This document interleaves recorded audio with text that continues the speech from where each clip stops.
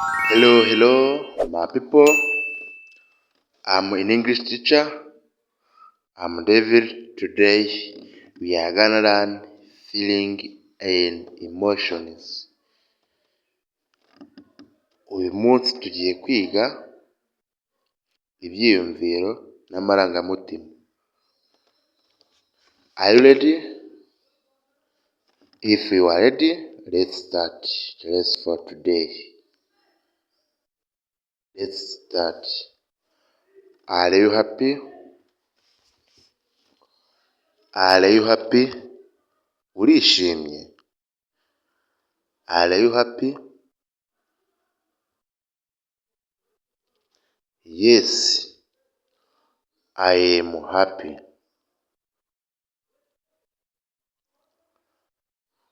Yes,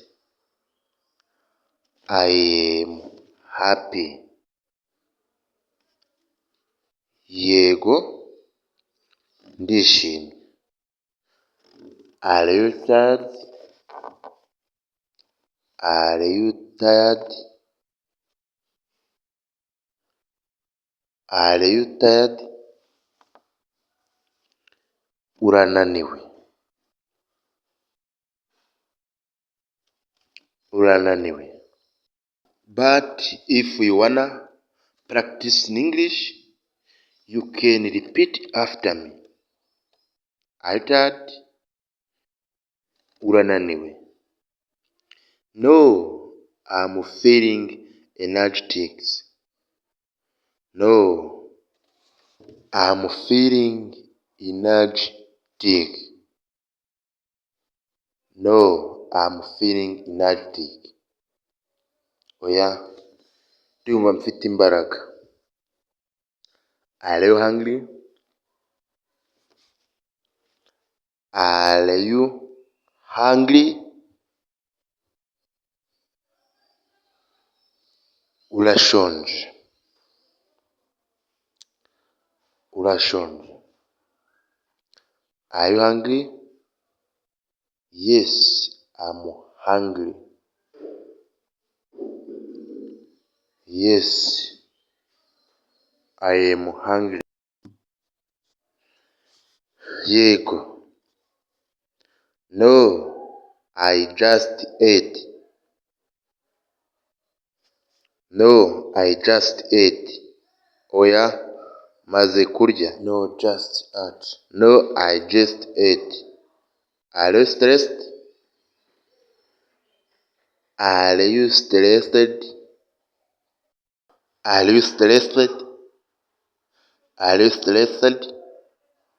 Urumva ufite umunaniro. Are you stressed? Yes, I'm a bit stressed.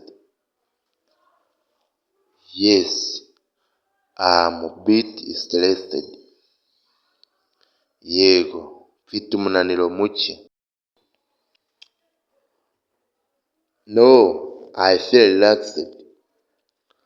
No, I feel relaxed. No, I feel relaxed. Oya, ndumva nduhutseho gato. Oya, ndumva nduhutseho gato. How do you feel today? How do you feel today? How do you feel today? Urumva umeze ute uyu munsi? Urumva umeze ute uyu munsi? I feel good. I feel good. I feel good. Ndumva meze neza. Ndumva meze neza. I feel bad. I feel bad. I feel bad. Ndumva meze nabi. Are you excited? Are you excited? Urishimye. Are you exhausted? Yes, I'm exhausted. Yego. Ndishimye. Yes, I'm exhausted. Thank you for watching this video.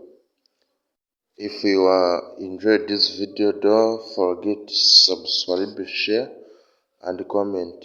For more video, see you next video.